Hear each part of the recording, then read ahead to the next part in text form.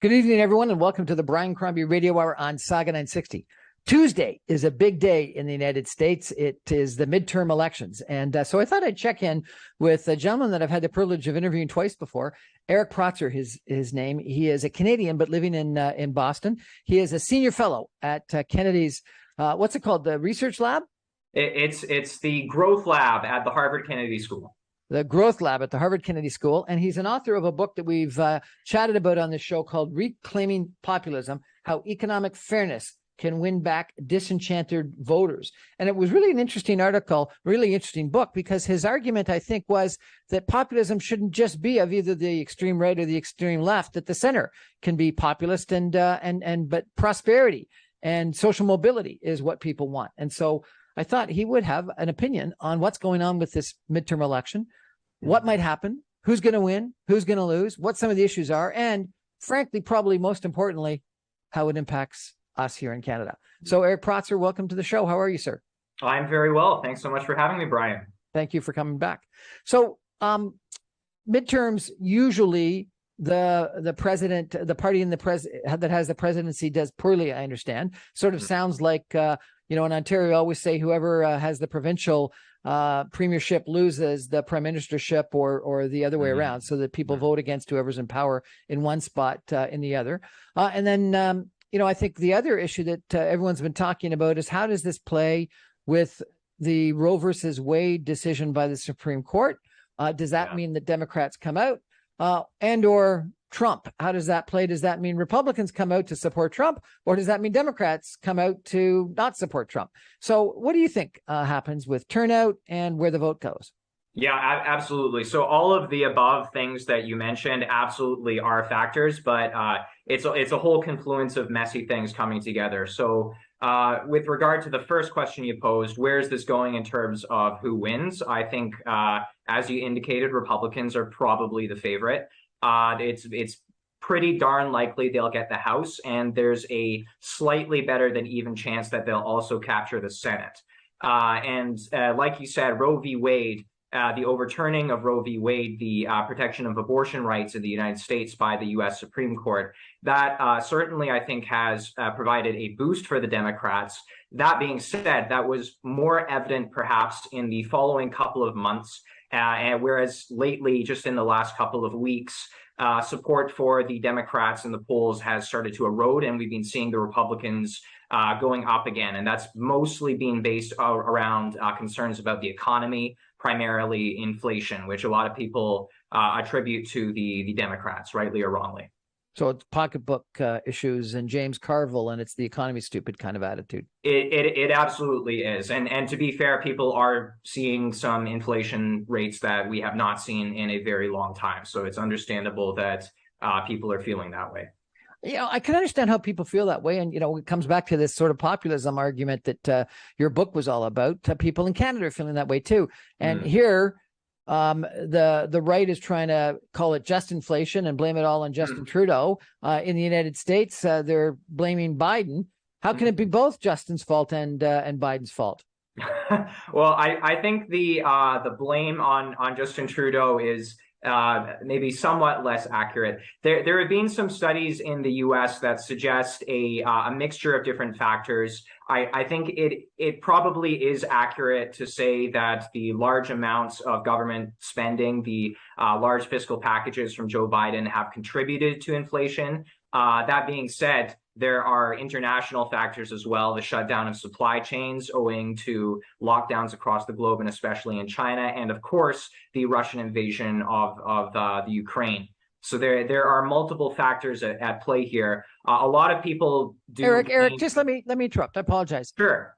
How can what you just said be true if inflation in the UK is even higher? Oh, because inflation has, it's a complicated game, and it has different spillovers internationally. So one of the factors, for example, that has been causing inflation to rise in a lot of countries is that inflation, and this is purely in reaction to what's been happening in the U.S. In the U.S., inflation has been, quite bad, of course, and a consequence of that is that the U.S. Federal Reserve has been raising interest rates. That increases demand for the US dollar, that appreciates the US currency, and that in turn makes it more expensive for other countries to buy things from the US, and that then drives up inflation around the globe. So there are a whole mess of things that can contribute to inflation in all these different situations. Europe especially, and the UK, has been probably more exposed to the effects of the Russian invasion of Ukraine, because they're more dependent, generally speaking, on Russian energy. So that's a factor there as well.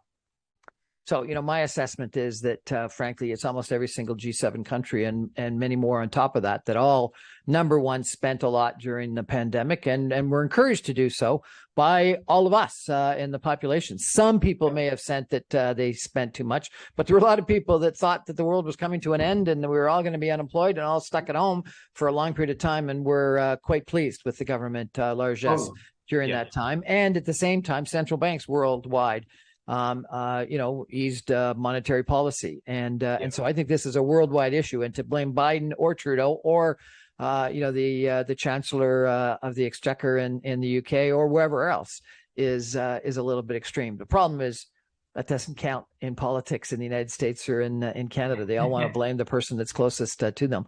I also think that supply chain issues in worldwide, but primarily in China, because of extreme lockdowns there that have closed the ports for long periods of time. And then finally, as you mentioned, the war in Ukraine that clearly has increased fuel energy prices in Europe, if not, frankly, around the world, as we've seen. So I think it's a multitude of factors. Mm-hmm. But you're saying, even though I come up with an academic reason why it shouldn't be something you blame Biden, you think it's going to be impacting Biden's chances? Yeah, I mean, at least you probably shouldn't wholly blame Biden for the inflation. You might blame him a little bit for part of it, but certainly voters feel that way. Voters tend to blame whatever party is in power for whatever economic woes they encounter, and inflation is certainly something that is affecting a lot of people in ways that they might perceive to be unfair in some ways. Now, why do you say the House is going to almost certainly go Republican, and the Senate maybe? And please explain to Canadian listeners the difference between the way that the House is elected and the Senate's elected. Yeah, absolutely. So the way it works in the U.S. is that you've got the House of Representatives, and that's sort of equivalent to the House of Commons in Canada.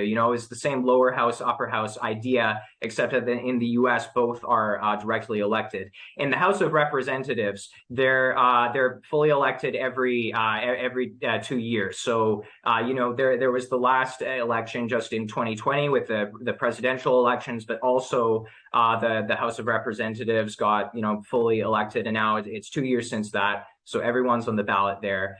In the Senate, there are longer turnarounds. So it's not every single 2-year period that you'll see somebody on the Senate ballot. So it's some of the Senate seats that are up for grabs right now, and so it's one third of the Senate that's up every 2 years. So it's a 6-year term, correct? Yeah, that's correct. Yes.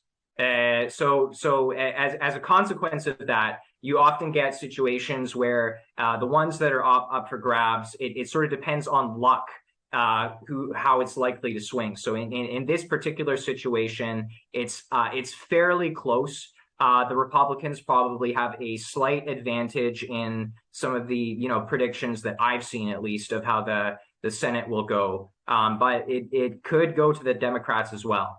I think that regardless, though, the fact that because of the U.S. system of checks and balances, the fact that even the U.S. House is pretty definite to go Republican, that alone is at least an important consequence of the midterms, and that's going to have consequences both for the Biden's legislative agenda. But there's another element on top of that gets talked about less, but actually is possibly more important for American democracy, and that's the state level elections that occur also, in which some governor seats are up for election. Well, we'll have to come back to some of the Senate races and governor races and things like that in just a minute. But we're also going to turn to what the implications might be for Canada, because I think there could be some interesting implications to Canada out of this whole midterm elections. We're going to take a break for 2 minutes and come back in 2 minutes with Eric Protzer, a gentleman at the Kennedy School at the Idea Lab, and someone that has studied politics in Canada, the United States, around the world quite intently, and has written a book about that called Reclaiming Populism. Stay with us, everyone. We'll be back in 2.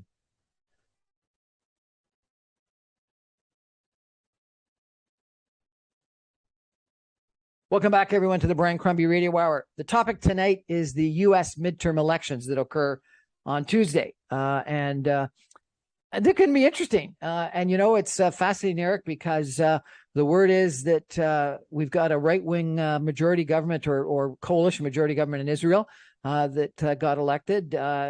Seems to be a trend. Well, no, Brazil, I guess, went to the center left. So maybe it's not a trend, but we're worried about what's going to be happening in the United States, because it could be an interesting House of Representatives. I guess one of the things that could happen if the Republicans take control of the House of Representatives, for sure, is this fun TV that we've been watching of the January 6th committee is going to be gone, and we're not going to be watching that anymore. That's for sure. Anyway, my guest tonight is Eric Protzer. He is a senior fellow with the Growth Lab at Harvard Kennedy School. He is an author. He studied politics fairly intensely, both in Canada, he's a Canadian, and in the United States. And he's written a really good book called Reclaiming Populism: How Economic Fairness Can Win Back Disenchanted Voters. I recommend it to you. I've read it. It's an excellent book. I've interviewed Eric about it. You can check out our YouTube video on it if you're interested. Eric, let's talk about a couple of the races, because I've got we got little snippets here in Canada. So I'd love to know what you think about them. And you're obviously more exposed to the U.S. media about it. Herschel Walker, Georgia, versus the gentleman who won in the special election just 2 years ago, which turned the Senate to being controlled by the Democrats. And some of the stuff that's come out about Herschel Walker is just astounding. I got to be honest. How can Herschel Walker hope to win? And it looks like he might. Yeah. I mean, it's Georgia. I mean, you're dealing with a state that, it can be a swing state, but it often leans a little bit Republican to begin with. But I hear what you're saying. He has definitely seen some scandals around all the abortion stuff. Well, and that he's came out very strongly, anti-abortion. Yeah, exactly. So if he wasn't so strongly anti-abortion to start with, it may not have been an issue at all. Yeah, it's come out that he's paid for 2 different girlfriends' abortions. Yeah, he comes across certainly as a hypocrite. Regardless of where anybody personally stands. Comes across as a hypocrite, or well, he evidently is a hypocrite. No, that's quite right. He evidently is a hypocrite. I think it's sort of in spite of that, you have pressures around people, feeling these issues in the economy, as we've discussed about inflation, and just sort of discontent with the incumbency in a state that can often, swing but lean a little bit Republican. So there is a little bit of sort of just default momentum because he's the Republican candidate. But I completely agree that he has not done himself any favors with his history and his actions and his stances. The New York Times did a big article about him, and suggesting that he was a real sellout to his local community. That there's no love lost for him in the local community. That when even though he was a Heisman award-winning football player, a very successful Pro Bowl player, and obviously had a great image because of that, the local community thought he didn't do much good for the local community at all and was a complete sellout. Versus is Raphael Warnock, I think, is the gentleman he's running again, who actually preached or still preaches in the church that Martin Luther King preached in. And so one would have, what do I know? I would have thought, one's a pretty credible candidate, and one is a old retired football player. Yeah, certainly. I can't help but agree with you. I think one of the other interesting things in which this could have some blowback is that, of course, that Herschel Walker was endorsed by Trump, and Trump's being very, very selective in his endorsements because he's trying to maximize his win rates. You know, I think it's something like 92% of the people he endorsed in the primaries won the primaries so far. So. And he's staking a lot of his political future on how well his candidates do in these upcoming midterm elections. So that'll be one area where it could be a close shave for Mr. Trump. Okay, so let's talk about Pennsylvania. Tell me about that. We had the debate that I think got quite a bunch of press between is it the former governor or the former lieutenant governor that's running against Dr. Oz from TV? Yeah, that's right. I think it was the former governor, but I might be maybe it was the lieutenant governor. But yes, you're right. Sorry, I said lieutenant. I apologize. Oh, sorry, lieutenant. Anyway, I mean, yeah. I mean, obviously that race has gotten a lot of attention because of the by the Democratic gentleman running against Dr. Oz. But it's interesting you mentioned that the debate got a bunch of media coverage, and I think a lot of the pundits that followed on that did comment on the display of just healthiness in the debate that was lacking. But that being said, the analysis that I've seen at least seems to indicate that the debate for voters has not really moved the needle. So there may be an effect of the press coverage generally around the stroke. But I think, again, there's a lot at stake here that really comes from the national issues and how people feel about that. So, let's stay on that for a second, though, if we could. So, clearly someone having a stroke is an issue, but I think lots of us know people that have had strokes that are completely, from an intelligent standpoint, fully capable of a normal life, even if it may impact their speech a little bit. And so I was a little bit surprised that, in this era of, political correctness or, more empathy or whatever you want to call it, where people are supposed to be understanding of people that have got some challenges in life, that there was such a negative blowback to this individual that, and it wasn't that he answered questions unintelligently. He was just sort of not completely understandable at times, versus Dr. Oz, who doesn't have any political background, from what I understand, only just because he was on, popular TV show on a regular basis, and said something to the effect of, if you're going to have an abortion, you should consult your local politician. Yeah. I mean, Dr. Oz has not been the strongest candidate. That's not a secret. I mean, he barely squeaked through the primaries to begin with, even with the endorsement of Trump. And as you say, he doesn't have a political history. He's saying these things that maybe come across as a little bizarre, at least to some voters on his stances on abortion.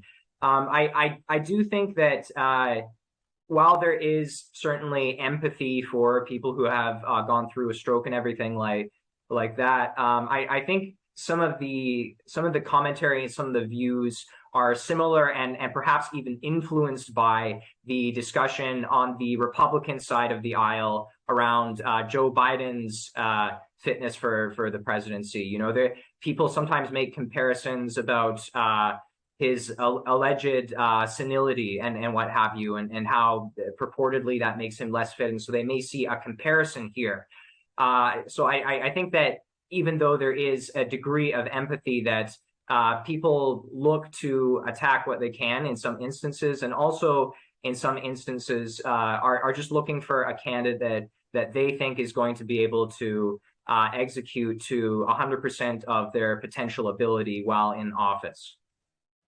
Tell me about some of the other races. I understand there's a toss-up in Arizona. Are you familiar with that race at all? A little bit. Yeah, I'm not sure if I would call it a toss-up. I mean, it's it's maybe closer than the Democrats would like. I think Mark Kelly, that's the Democratic incumbent in Arizona, who is up for re-election. I think he has a reasonably strong, okay, I'll say a moderately strong chance of being reelected. I think that Pennsylvania and Georgia, those are really the two states where there is a fair degree of uncertainty in a lot of the election models that are out there. I think Arizona, there's a fair chance it'll stay Democratic, but it might swing, and it's an interesting one to watch, even if it stays Democratic, Brian, because it's one in which a lot of the candidates involved, including the Senate candidate, but also in other parts of the down ballots, are essentially election deniers. That have come out with a lot of statements questioning the veracity of the 2020 election results, and we'll see who wins in what parts of the races. But it's something that in some instances may be hurting candidates on the Republican side more than helping them. So it'll be an interesting one to watch.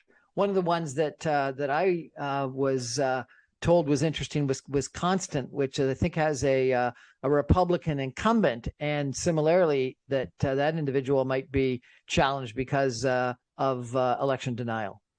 Sorry, that's in Wisconsin, you said? Yeah, Johnson in Wisconsin. Yeah, Johnson in Wisconsin. Yeah, I mean, well, what do you mean by challenged? I mean, do you think that the Democrats going to gain an advantage over him because of that, or that's what that some Republicans may not be voting for him because of that, and some and more Democrats motivated to come out because of his election denial situation? Yeah, I think that Ron Johnson, at least based on what I've seen, I still think that he's the likelier candidate to win in Wisconsin. I think that if you present to a GOP voter, okay, here's a guy who was agreeing that the election was real. That's what they want. But he's a Republican, and your alternative is a Democrat. I think most Republicans are still going to pick the Republican, quite honestly. Okay. Well, then let me ask you about Florida. So I would have thought Rubio, given all the press that he's had, would have been a shoo-in, and they're saying that it's not a toss-up, but only likely, not a for sure. Yeah, I mean, it's interesting. I mean, Florida is a swing state in many respects. I think he's probably still going to get it. It's not among the really, really likely Republican surefire states for the Senate race, though, which is certainly an interesting observation. There are other ones. I mean, I don't know, take your pick: Oklahoma, Kansas, North and South Dakota, Alaska, what have you, that are pretty high confidence that the Republican incumbent is going to get reelected. And then, as you said, Marco Rubio, slightly less likely in Florida, but I think he still has a very, very good chance. I would be surprised if he doesn't get through again. So according to the Cook Political Report, which is what I read, it comes down to 5 Senate races, which sounds astounding when you've got, what is it, 50 in total? Yeah. I guess 100 in total, and 1/3 of that, 33 that are up every time, and 35 that are up this time, I understand.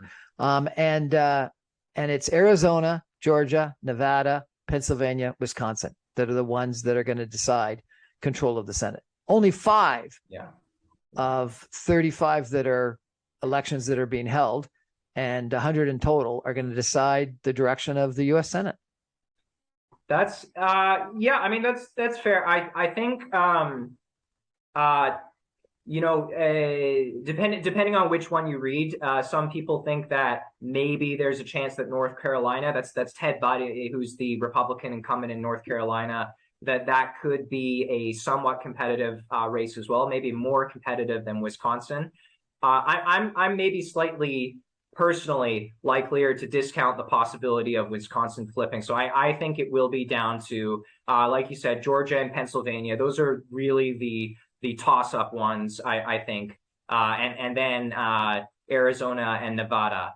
Those will be the ones that are the ones to watch. And Nevada is one that it's not a sure thing, but it's probable that it's going to flip. It's a Democratic incumbent, and there's a good chance that and that Democratic incumbent is Catherine Cortez Masto, and there's a decent chance that Adam Laxalt is gonna flip that. No, I thought Nevada went for Biden in the last election. What's happening in Nevada? I haven't followed that election. Yeah, no, that's fair. That's fair. To be fair, I haven't been following that one extremely closely either. I think there's likely an influence from just the national level trajectory there, but it's one in which I haven't been following closely personally. Now in Canada, I think we get most of our sort of attention played on the U.S. Senate rather than the House of Representatives. Yeah. How important is it if the Senate flips to Republican? Well, I think actually the most important races overall are going to be for the down ballot races at the state level for the governors and the state legislatures. That being said, I think maybe a potential difference if the Senate as well as the House flips Republican is that you could see some political consequences in that Donald Trump would probably be emboldened to run again in 2024, and people might think that he has more of a political future because he's invested himself so heavily in this race. That's certainly one effect. Another is that there could be an upending to an extent of Joe Biden's legislative agenda. Obviously, Biden is the president and he gets to veto anything that comes through, but there could be attempts to obstruct some of his efforts on climate change and what have you. There's also discussion among some GOP leaders that they are going to try to impeach Joe Biden if they win big in the midterms. So that would be an interesting course of events to follow. I don't think they would succeed, but it could be something that would play out. It's going to be interesting on Tuesday. We're going to take a break for some messages and come back with Eric Protzer in just 2 minutes. We're going to talk about the House, and then we're going to talk about some of these down ballot governor races that Eric wants us to focus on. I got to tell you, I was in Texas recently, and there's a lot of signs up there for Abbott versus Beto O'Rourke. And it's interesting. Beto's signs just say Beto, just the first name. And I guess he thinks that there's a lot of name awareness that he's got for him individually, even though, just as an individual, even though he's not an incumbent. So it's that's going to be an interesting race. And Florida has got to be an interesting race as well for the governorship. Anyway, take a break. Back in 2.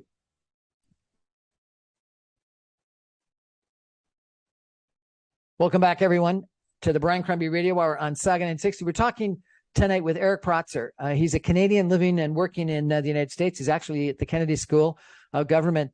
He works in their growth lab. He's a senior fellow there. He's written a book about politics, about populism, about how the center can regain populism based on economic fairness. And economics seems to be the big issue in this upcoming election. So I think he's the right guy for us to have talk to us about what's going on down there and also how it impacts Canada. Eric, the House of Representatives, I got to tell you, I'm astounded. We talked about in the Senate 5 races being critical and deciding where things are going to go. I'm told that there are 35 races in the House of Representatives that are all a toss-up, 25 Democratic and 10 Republican. So 35 in total. Like, that's a huge difference. Why are so many more House seats competitive and toss-ups versus Senate seats? Well, I think part of it is just the fact that the Senate selection is idiosyncratic from year to year, and you just have a larger number of House seats that are going to be competitive at any one time as a consequence. You can look at a map of these things and they're spread throughout the country, but there are some surprises in there that are more interesting than you might expect. There are, for example, some seats in New York State that have been discussed in the media a bunch lately, because they're often traditionally solidly Democrat, solidly Democrat, not Republican, solidly Democrat. But there was a recent redistricting in New York State that was done impartially, not politically, and as a consequence, some of those have become competitive again. That's just one example, but I think the broader trend is just that people are, as we've said, they're feeling frustrated with the economy that they're living in. There is to an extent, conventional backlash against the incumbency, and the fact that the entire House is up for a re-election means that you're just going to see a wider variety of frustration mounting and a wider variety of competitive seats. I was surprised to see so many California seats that are toss-ups, and I would have thought California tends to be solidly Democratic. I guess there's pockets in California that aren't. Yeah, that's absolutely true. I mean, there's a common perception that that it is a Democratic state. That's absolutely true, and in certain regards, it is. I mean, it tends to go Democratic for the Senate. Often tends to go Democratic usually Democratic for the governor. But there are different geographies within California, certainly, that are more solidly Republican, and those tend to be the more inland counties that are a little bit more rural. And that's maybe not a surprising divide, the division between the urban and the rural areas tending to fall along Democratic versus Republican lines in the U.S.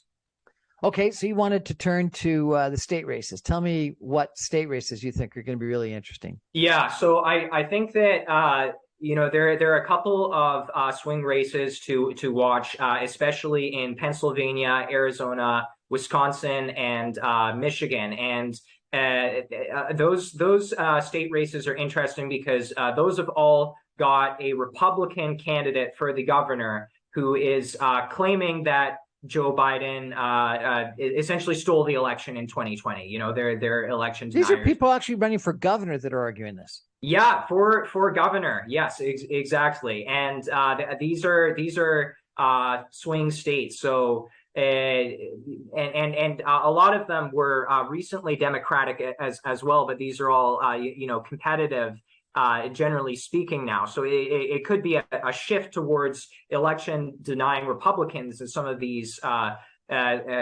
swing states. And the consequence, of course, of anything like that happening is that if Trump were on the ballot in 2024, there would be a large amount of pressure on any Republican governor that had gotten his endorsement and who had denied the 2020 election results. There would be a large amount of pressure on them to just whatever the vote says, get Trump the presidency at all costs. So it's a potentially scary phenomenon. Okay, so tell me about some of the fun ones that I want to talk about. What do you think about Texas? Well,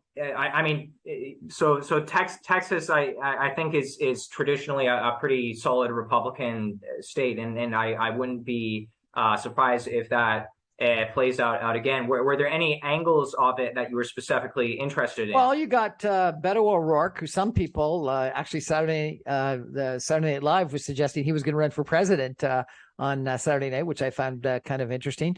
Who ran against Ted Cruz for Senate, and yeah. I think people were surprised came in very close in that Senate race 2 years ago. Is running for governor against Abbott, who many people think did some ludicrous things with the migrant, shipping migrants around the country. And has been very supportive of the rural parts of Texas, but very against some of the urban parts of Texas, which is urbanizing even more, with a lot of people from outside of Texas, more moderate, moving down there. Yeah, well, I mean, first of all, I think the polls seem to indicate that Abbott's probably going to get it. He's got about a 10-point lead over Beto. I'll call him Beto. So I think it's probably going to be for Abbott. But you're right that there has been a huge amount of controversy over the situation at the border and the way that Abbott has handled it. It's interesting because there's sort of this dueling dichotomy. You have on the one hand, Joe Biden making these claims of the border being secured and everything like that. That being said, there are large amounts of migrants coming through. I mean, what Abbott did shipping migrants to other parts of the U.S., I think, there's probably even an argument that that was illegal. It certainly wasn't very nice to the particular migrants in question. But that being said, it's all in the eye of the beholder, right? If you're a GOP voter from a rural area of Texas and you're concerned about the border security, then maybe you see that in a different way. So I think it's still indicating that Abbott's going to get reelected. Okay, well, that's too bad. DeSantis, Florida, same thing, same conclusion. Yeah, I mean, we can. Last I checked, he still had a good lead. I think what is it right now? Yeah, it's 52.6 to 42.9. So I think he's still likely to get it. Okay, so you don't like you don't have much hope for the ones that I was interested in. Unfortunately, which races? You said Michigan was interesting. And what you think Whitmer has a chance of losing? Well, I don't know. I think there could be a chance. I mean, they are traditionally a swing. It is traditionally a swing state, and the gap in Michigan is, for one, it's in Whitmer's favor, and second, there is overlap, and people talk about that. That some of these confidence intervals might overlap a little bit, but he still does have a 5-point lead over Dixon. So he's probably the favorite. We'll see how it goes. It's a competitive race, and it's tightened over time as well.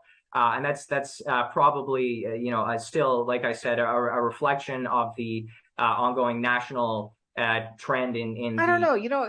There was so much sympathy for her when she was abducted or threatened to be abducted, and they were and the crazy people that were going to try to bring her to trial and stuff like this. I would have thought that she would have had some sympathy vote, and that would have helped her.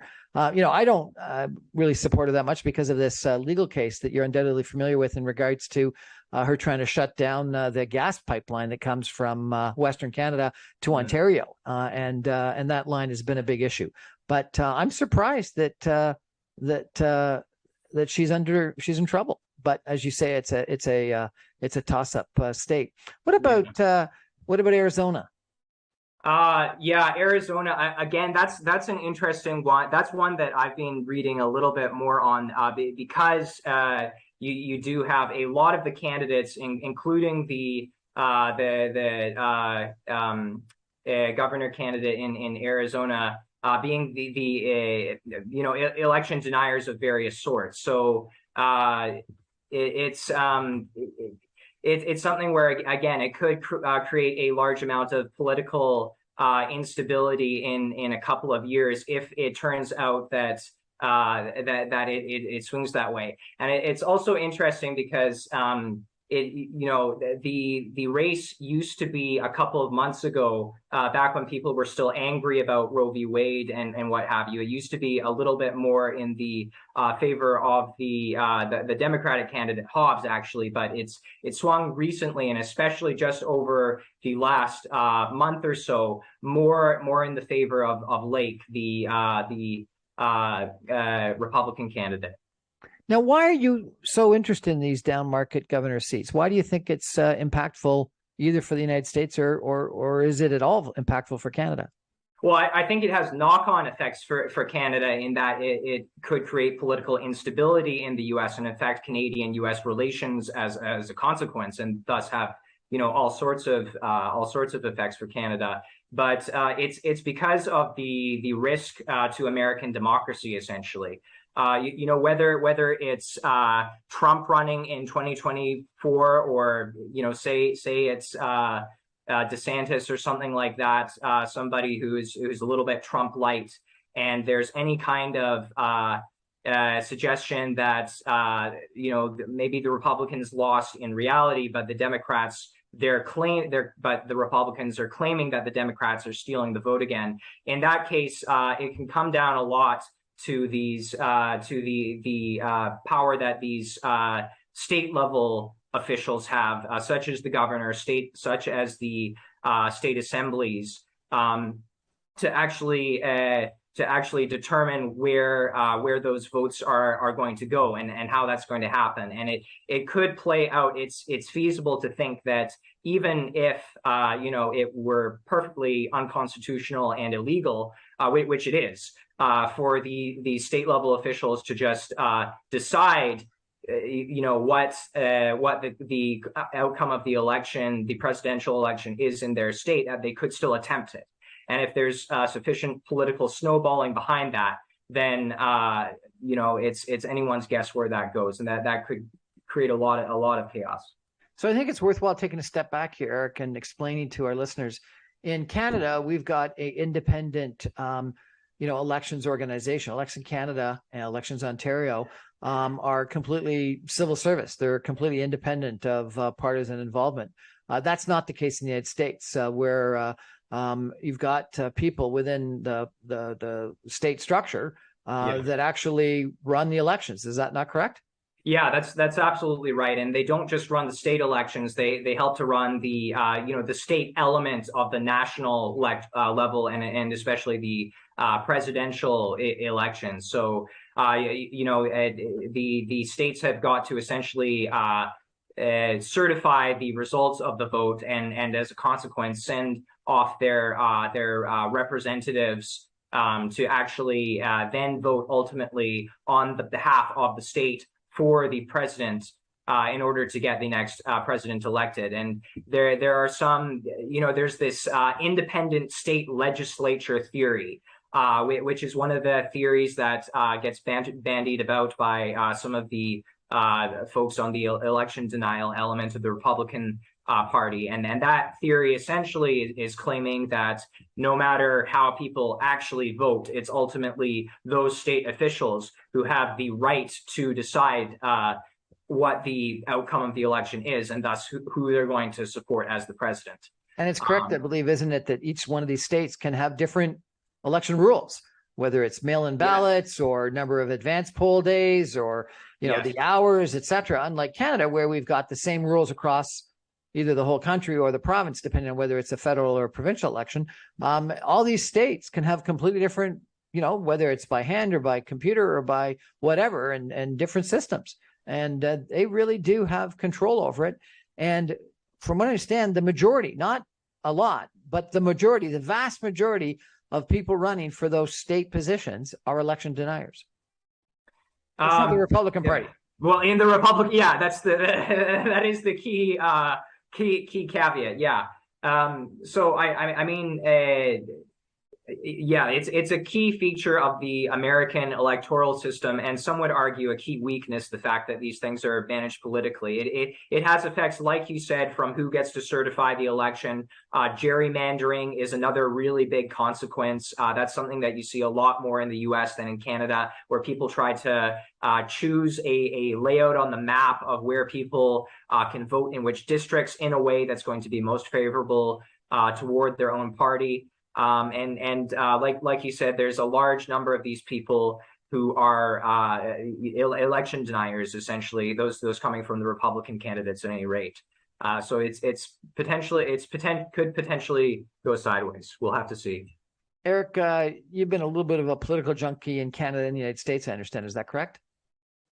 Yeah, I'd say so. How long have you been in the States? I've been in the States for 5 years now. So I had the privilege of going to Harvard too, as well, probably long before you were even dreamt of by your parents, but a while ago. And when I went there, I really thought, and my American, classmates, colleagues really thought, that America was sort of the shining beacon on the hill for democracy, that it was the ultimate democratic state in the world. What do you think? Has the United States democracy got something wrong with it today? Well, I think for one, the idea that the United States democratic arrangements were always, the best in the world, that was always a little bit of hyperbole to my mind. I think, they have a set of very specific institutional arrangements that for a very long time worked quite well for them. I don't know if you could contest that they're the best in the world. There are lots of other countries that function very well democratically. But I mean, you're right in your suggestion, which is that the United States state of democracy is a little bit in trouble. Freedom House now ranks the United States as a flawed democracy, below countries like Canada, which are full democracies, and that is. I think partly a consequence of the institutional arrangements in the United States, to be sure, but there are also deeper, policy issues in the U.S. that have created quite a bit of a sense that the system is rigged, that the system is unfair, things about that I talk about in my book that tend to compound that problem a great deal and cause people to lose faith in the democratic system. We're chatting tonight with Eric Protzer about the U.S. midterms on Tuesday. We're going to take a break for some messages and come back with some concluding comments. And I'm going to ask Eric to give some thought to the thesis of his book. And is it actually... is it playing out during this election? Because I worry that, Eric, it's not. It's some of the worst examples of populism that are actually playing out right now. Not what you would have argued is what makes sense and what people should be doing. Anyway, let's take a break and be back in 2 with Eric Protzer.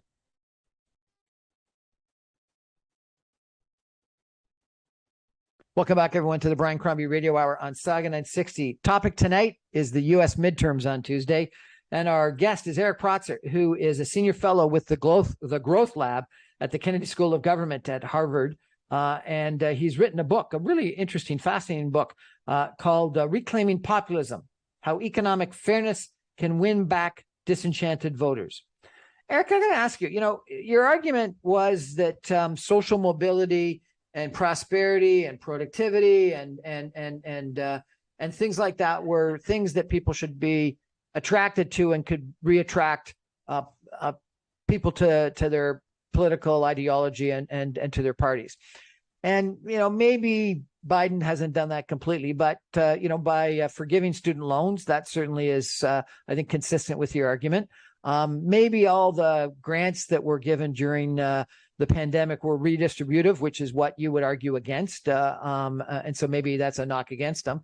And clearly inflation is unhelpful in that regard, but I've argued that that wasn't his fault. And, I remember Biden making a big speech at one point in time about coming out of the 2008, 2009 Great Recession. He thought that the Obama/Biden administration got it wrong, that they were too parsimonious in their fiscal outlook, and he didn't want to get it wrong. Yeah. And I can't remember when it was. Was it just this year, or was it last year when they were talking about this big, huge $1 trillion infrastructure bill, and that not getting it done was a real negative to Biden, and getting it done when he finally got it done was a huge victory. And now you're arguing, and even though there was a whole bunch of stuff to spend money in infrastructure and stuff like that, which should be along your lines of productivity, et cetera. Now we're arguing he spent too much money and it was inflationary. And then other people argue, well, he set aside this money, but it hasn't been spent yet. So, can you blame him if it hasn't actually been spent?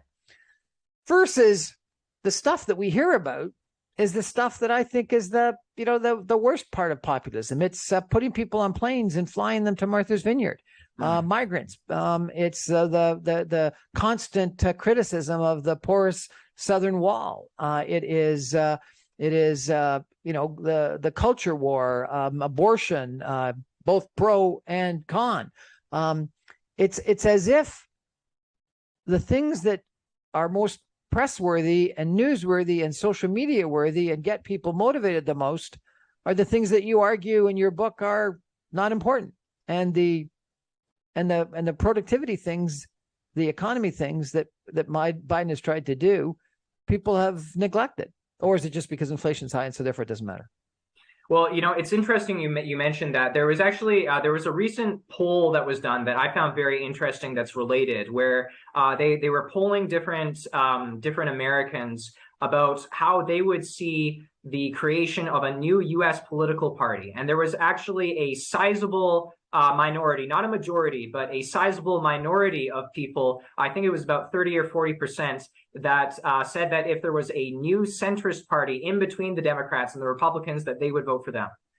So I think there is demand for the kinds of solutions that are very practical, in that people really just want equal opportunity and social mobility, and they want to be able to live their life on their own terms and, you know, achieve good things for themselves and their children and their children's children. But that, in some respects, at least, some important respects, is not being addressed, certainly by the national conversation, as you indicated, but also by some of the policy direction that occurs in Washington.